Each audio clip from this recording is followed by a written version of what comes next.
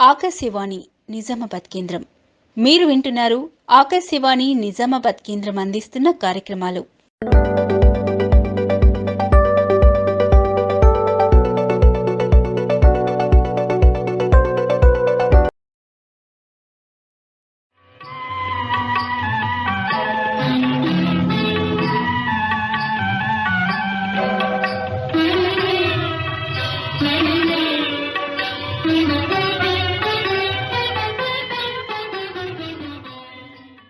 నమస్కారం.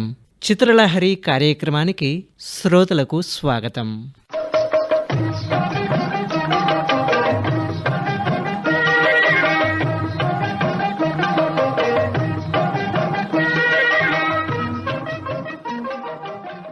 కుల జాడ్యం నుంచి సమాజాన్ని వెలికితీసి కులరహిత సమాజ స్థాపన అవసరమని చెప్పే మంచి చిత్రం సప్తపది.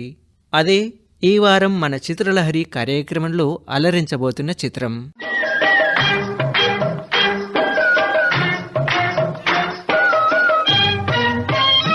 సప్తపది 1981లో విడుదలైన ఒక తెలుగు సినిమా. ఇది నృత్యం ప్రధానాంశంగా వచ్చిన సినిమా. అంతకుముందు విశ్వనాథ్ దర్శకత్వంలో వచ్చిన శంకరాభరణం సంగీత ప్రధాన చిత్రం ఘన విజయం సాధించిన నేపథ్యంలో ఈ సినిమా మంచి అంచనాలతో విడుదలైంది. ఒక మాదిరిగా విజయవంతమైంది.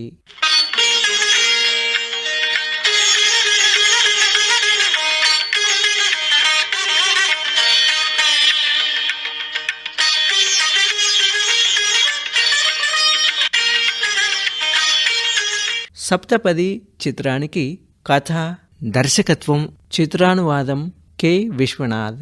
నిర్మాణ సంస్థ జ్యోతి ఆర్ట్ క్రియేషన్స్. నిర్మాత భీమవరపు బుచ్చిరెడ్డి.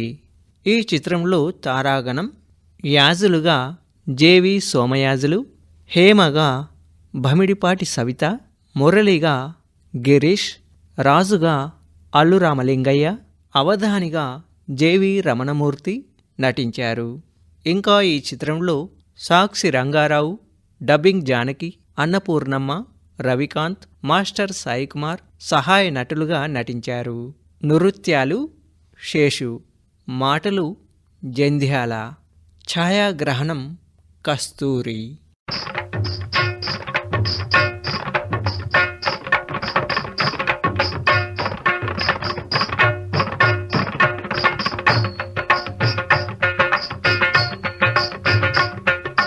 నెమలికి నేర్పిన నడకలే,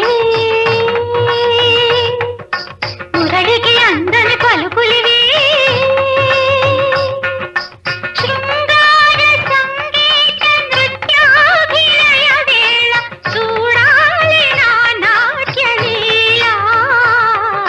నెమలికి నేర్పిన నడకలివి,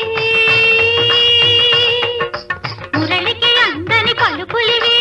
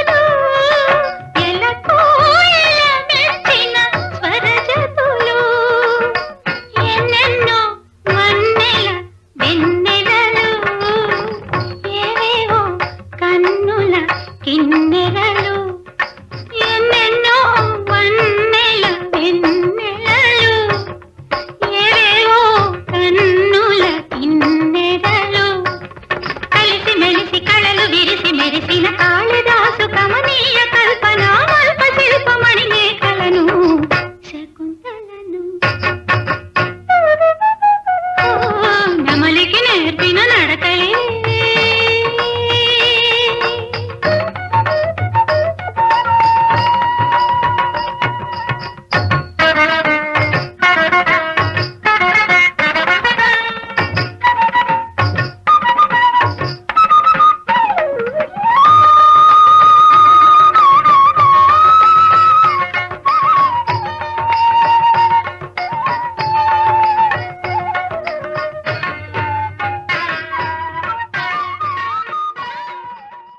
కాలంతో పాటు మారుతూ క్రమంగా ఎదగడం అనేది ప్రతి మనిషి జీవితంలోనూ జరిగేదే.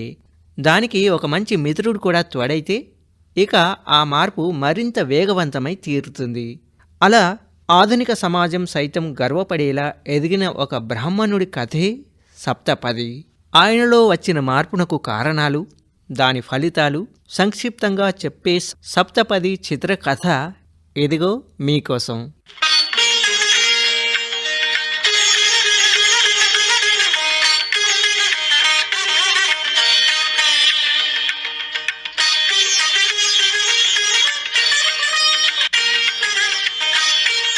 కృష్ణానదీ తీరంలో ఉండే ఆ గ్రామంలోని జగన్మాత ఆలయంలో పూజా కార్యక్రమాలు నిర్వహించే యాజులు అంటే ఆ గ్రామ ప్రజలందరికీ అపారమైన గౌరవభావాలుంటాయి.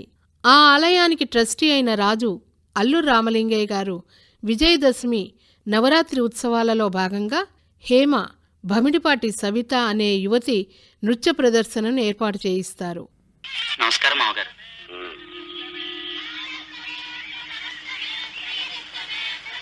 అమ్మా హేమ, మీ తాతగారమ్మా, వెళ్ళి ఆశీస్సులందుకు.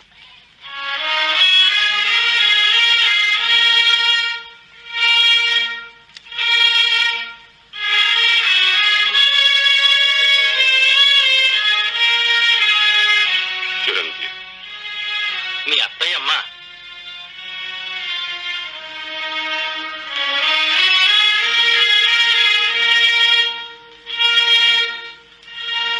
సాయంత్రం ఆలయంలో అమ్మాయి నాట్య ప్రదర్శన ఉంది. మీరు వచ్చి అమ్మాయిని ఆశీర్వదిస్తే మాకు తృప్తిగా ఉంటుంది.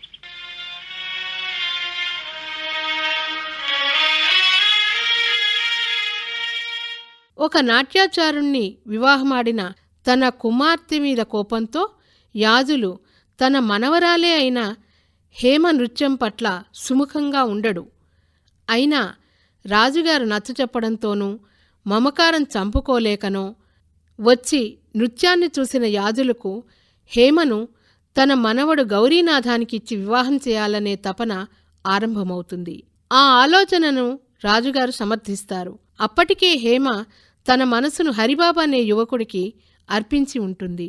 ఆలయానికి వచ్చిన వారిద్దరూ సంతాన వృక్షం గురించి తెలుసుకుంటారు. ఆ చెట్టుకొమ్మకు సంతానం కోరుతూ తన ప్రియురాలు హేమచేత అతను ఉయ్యాలను కట్టిస్తాడు.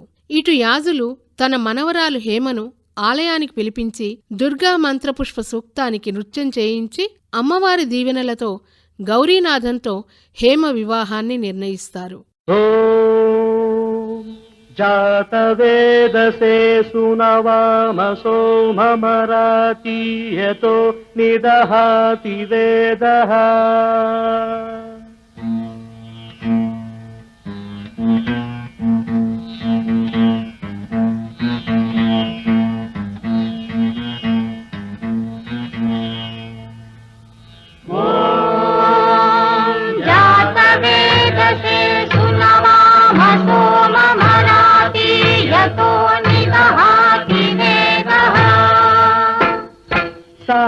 పరుషదతి దుర్గాణి విశ్వానావేవ సింధుం దురితాత్యగ్నిః. పరుషదతి దుర్గాణి విశ్వానావేవ సింధుం దురితాత్యగ్నిః. తామగ్నివర్ణాం తపసా జ్వలంతీం వైరోచనీం కర్మఫలేషు జుష్టాం. దుర్గాం దేవీం శరణమహం ప్రపద్యే సుతరసి తరసే నమః.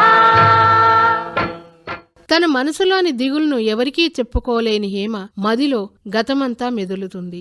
తను చేసిన మయూర నృత్యానికి వేణుగానాన్ని జతగా అందించిన హరిబాబు తనకు ఓ ప్రేమలేఖను వ్రాస్తే ఆ ప్రేమకు తన నమస్మృతులతో అంగీకారం తెలుపుతుంది.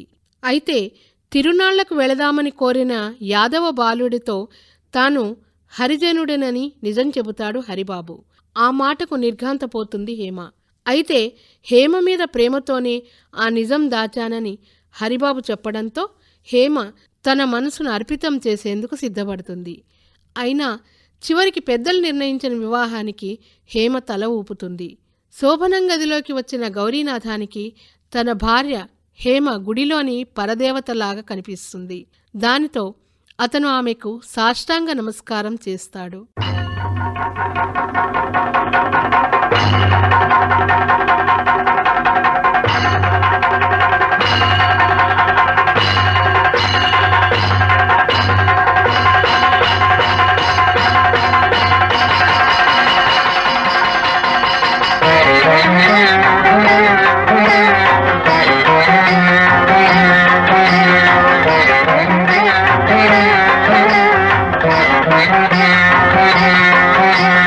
ఐగిరి నందిని నందిత మోదిని విశ్వ వినోదిని నందినుతే గిరివర వింధ్య శిరోధిని వాసిని విష్ణు విలాసిని జిష్ణునుతే భగవతి హేషితి కంఠ కుటుంబిని భూరి కుటుంబిని భూరి కృతే జయ జయ హే మహిషాసురమర్దిని రమ్యకపర్దిని శైలసుతే.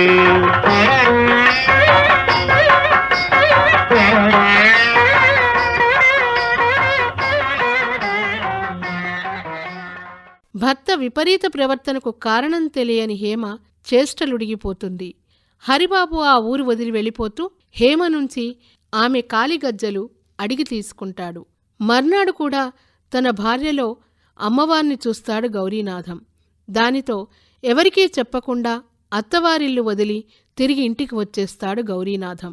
చెప్పకుండా అత్తవారింటి నుండి వచ్చేసిన కుమారుడు గౌరీనాథంను వెతుక్కుంటూ అతని అమ్మా నాన్నలు హేమతో పాటు తమ ఊరికి వస్తారు.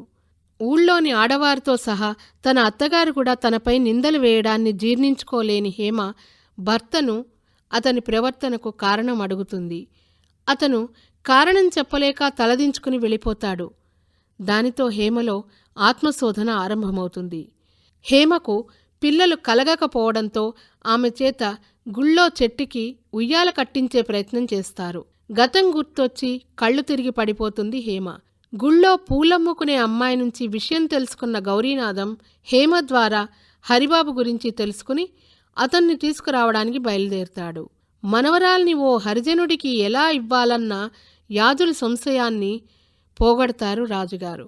గౌరీనాథుడి నిర్ణయం కొంతవరకు సబవే అని సర్దుకుపోయినా వాడు చేస్తున్న పని అందున హరిజనుణ్ణి. యాజుల్ గారు, సర్వశాస్త్ర కోవిదులు మీరు అనవలసిన మాట కాదండి ఇది. హరిజనులు ఆ హరిజనులు శంకర విజయంలో ఆదిశంకరుల వారికి మాలకులస్తుడు ఎదురైన సంఘటన ఒక్కసారి గుర్తుకు తెచ్చుకోండి. లోకధర్మాన్ని సాంప్రదాయాన్ని నిర్దేశించిన మహనీయుడు ఆదిపురుషుడు జగద్గురువు అయిన ఆదిశంకరుడే హరిజనుడిని ఆదరించినప్పుడు మనం ఎంత యాజులు గారు. యాజులు ఊరివారందర్నీ సమాధానపరిచి హేమని హరిబాబుతో పంపడంతో సినిమా కథ ముగుస్తుంది.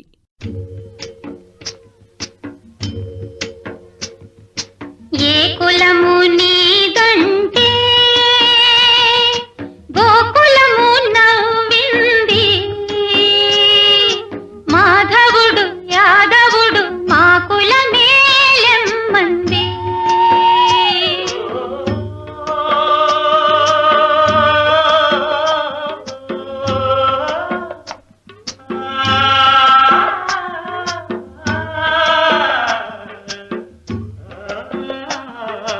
ఏ కులము నీదంటే గోకులము నవ్వింది, మాధవుడు యాదవుడు మా కులమేలెమ్మంది.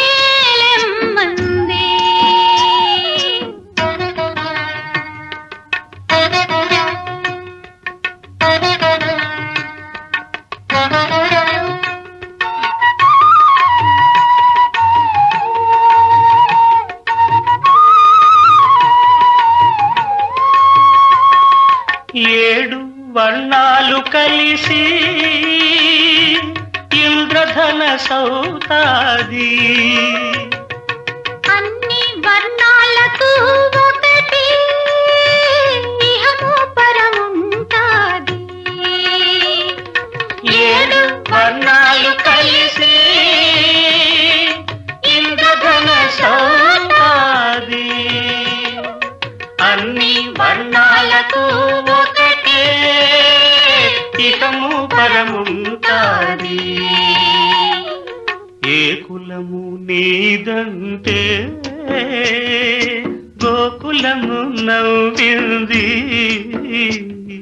మాధవుడు యాదవుడు మా కులమే నెమ్మంది.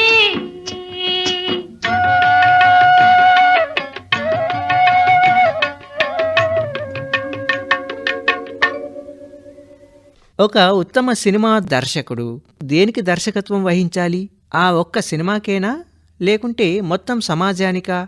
తను తీసే సినిమాకు తగిన కథను ఎంచుకోవటం దగ్గర నుంచి తన సామాజిక బాధ్యతను కూడా గుర్తించేవాడే ఉత్తమ దర్శకుడు అని అందరూ ఆమోదిస్తారు.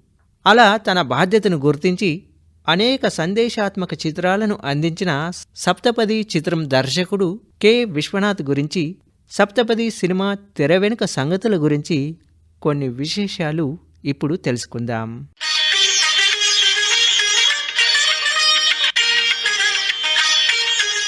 సప్తపది జ్యోతి ఆర్ట్ క్రియేషన్స్ వారి చిత్రం. ఈ సంస్థకు అధినేత భీమవరపు బుచ్చిరెడ్డి. తాను అనుకున్నట్లుగా దర్శకుడు కె. విశ్వనాథ్ను కలుసుకున్నారు. శంకరాభరణం చిత్రం పూర్తయి కె. విశ్వనాథ్కు జగత్ విఖ్యాతమైన కీర్తిని తెచ్చిపెట్టింది. దాంతో బుచ్చిరెడ్డి తను సరైన దర్శకుడిని ఎంచుకున్నాననే సంతృప్తికి లోనయ్యారు.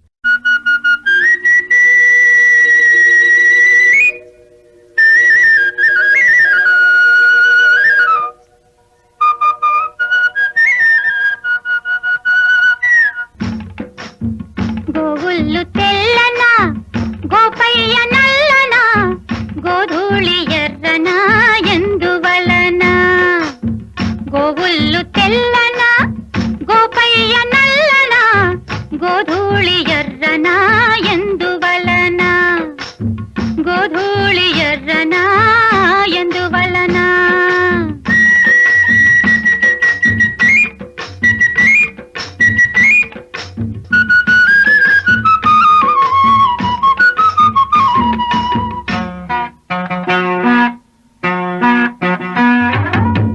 తెల్లావు కదుపుల్లో కర్రావులుండవా. ఎందుకుండవు? కర్రావు కడుపున ఎర్రావు పుట్టదా. ఏమో తెల్లావు కడుపుల్లో కర్రావులుండవా. కర్రావు కడుపున ఎర్రావు పుట్టదా. గోపయ్యాడున్న గోపెమ్మ ఈడున్న గోధూళి కుంకుమై గోపెమ్మ కంటదా. ఆ పొద్దు పొడిచేనా ఈ పొద్దు గడిచేనా. ఎందువలన అంటే అందువలన.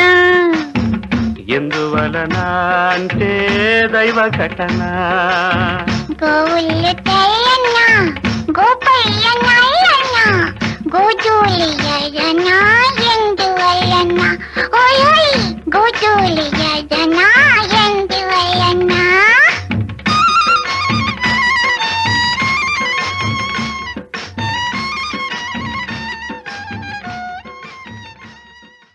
కథాపరంగా సప్తపది చిత్రం చాలా గొప్పది.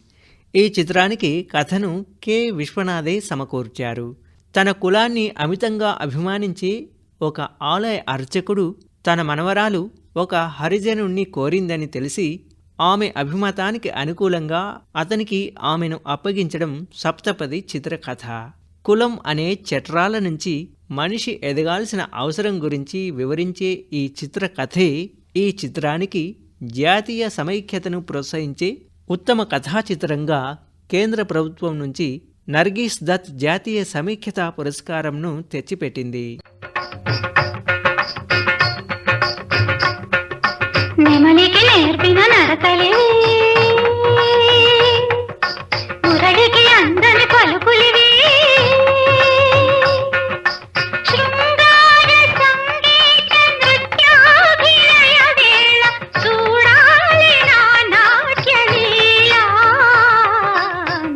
నెమలికి నేర్పిన నడకలివి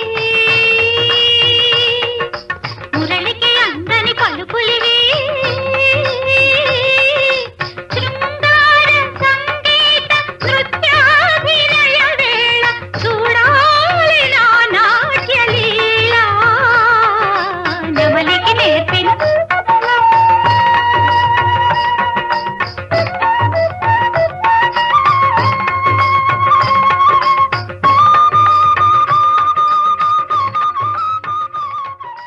ఈ సినిమా యొక్క చిత్రీకరణ విశేషాలు తెలుసుకుందాం. సప్తపది చిత్రం యొక్క షూటింగ్ అంతా కృష్ణా జిల్లాలోని అమరావతి గ్రామ పరిసరాల్లో మొత్తం 55 రోజుల షెడ్యూల్లో జరిగింది. ఇదే చిత్రాన్ని కె విశ్వనాథ్ మళ్ళీ హిందీలో జాగ్ ఉఠా ఇన్సాన్ అనే పేరుతో తీశారు. సప్తపది చిత్రానికి మాటలను జంధ్యాల రాశారు. ఈ చిత్రంలో హాస్యానికి హాస్యం, వ్యంగ్యానికి వ్యంగ్యం, చర్చలకు చర్చలు, తర్కానికి తర్కం, వేదాంతానికి వేదాంతం, అనేకంగా సంస్కృత సూక్తులు, మనసులను కట్టిపడేసే భావోద్వేగమైన మాటలు. అసలు ఈ చిత్రంలో కనిపించేది రచయితగా జంధ్యాల గారి విశ్వరూపమే. మీ నాన్నగారి మంచితనం, ఆయన ఆచార వ్యవహారాలు చూసిన తర్వాత ఆయన్ని ఒప్పించి నిన్ను పెళ్లి చేసుకోను లేను, నొప్పించి నిన్ను తీసుకువెళ్ళను లేను. అందుకే ఒక విచిత్రమైన కోరిక కోరుతున్నాను. ఇది స్వార్థమే కావచ్చు, నువ్వు ఎవరి సొత్తు కాకూడదు. నేను కట్టుకున్న ఆలయంలో నువ్వు నా దేవతగా ఉండిపోవాలి. నేను ఈ దేవతను ఆరాధిస్తూ ఇలా బ్రహ్మచారిగానే రాలిపోవాలి. నా కోరిక మన్నిస్తే నా జన్మ ధన్యమైందనుకుంటాను. లేకపోతే మరో జన్మ కోసం తపస్సు చేసి నా ఆశ నెరవేర్చుకుంటాను. నిర్ణయం నీది హేమ. సప్తపది చిత్రంలోని పాటలను వేటూరి సుందర్రామూర్తి రాశారు. కెవి మహదేవన్ సంగీతం సమకూర్చారు. ఎస్పి బాలసుబ్రహ్మణ్యం, పి సుశీల, ఎస్ జానకి పాడారు. ఈ చిత్రంలోని పాటలన్నీ ఆనిముత్యాలే.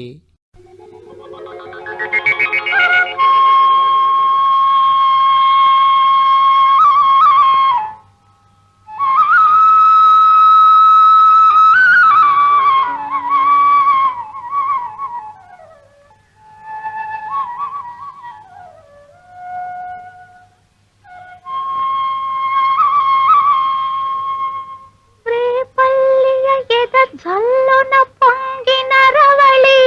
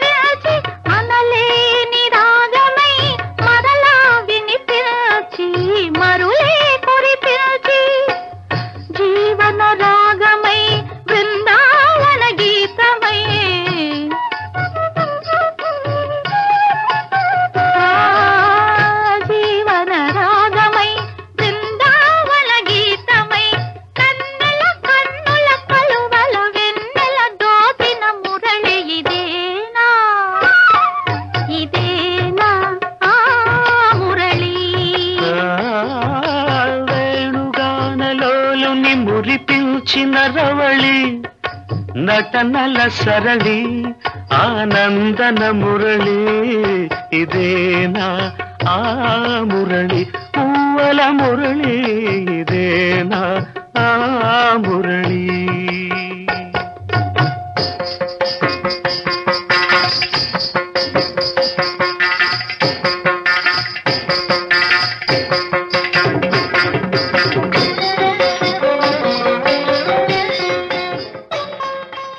ఇక ఈ చిత్రంలో పాత్రధారుల ఎంపికలో కొన్ని ఆసక్తికర విషయాలు కూడా ఉన్నాయి.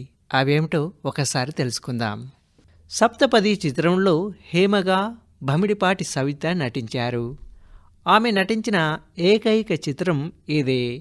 శుభోదయం చిత్రం షూటింగ్ జరుగుతున్న సమయంలో చిత్ర యూనిట్ వారు విరామం తీసుకుంటున్న సమయంలో ఇద్దరు అమ్మాయిలు వారి ముందు చిన్న నృత్య ప్రదర్శన ఇచ్చారు. దాదాపు 2 ఏళ్ల తర్వాత విశ్వనాథ్ గారు సవిత ఇంటి తలుపులు తట్టి మరీ ఈ చిత్రంలో నటించే అవకాశం ఇచ్చారు. మొదట్లో సవిత తల్లిదండ్రులు తటపటాయించిన చివరికి చిత్రానికి దర్శకులు విశ్వనాథ్ గారు అన్న ధైర్యంతో అంగీకరించారు. తర్వాత విశ్వనాథ్ గారు పాత్ర స్వభావం చెబుతూ ధైర్యం చెప్పారు. తర్వాత కాలంలో సవితకు నిజ జీవితంలో కూడా విశ్వనాథ్ గారి కుటుంబంలో వియ్యం అందుకునే అవకాశము లభించింది. ఈ చిత్రంలో హరిబాబు పాత్రను గిరీష్ నటించారు. ఈయనకు ఇదే తొలి చిత్రం. ఈ చిత్రంలో హేమ తండ్రి పాత్రలో నృత్య దర్శకుడు బహు సౌమ్యంగా నటించాడు. మరుగేలరా ఓ రాఘవా మరుగేలరా ఓ రాఘవా మరుగేలరా ఓ రాఘవా మరుగేలరా ఓ రాఘవా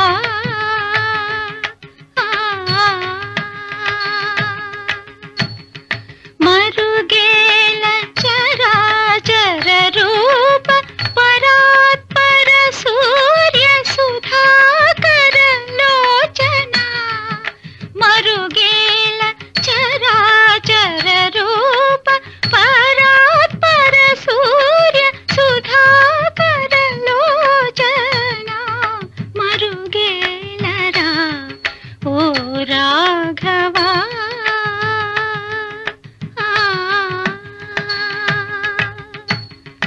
ఒక మంచి సినిమా అనేక సామాజిక సమస్యలకు పరిష్కార మార్గాలను చూపిస్తుంది.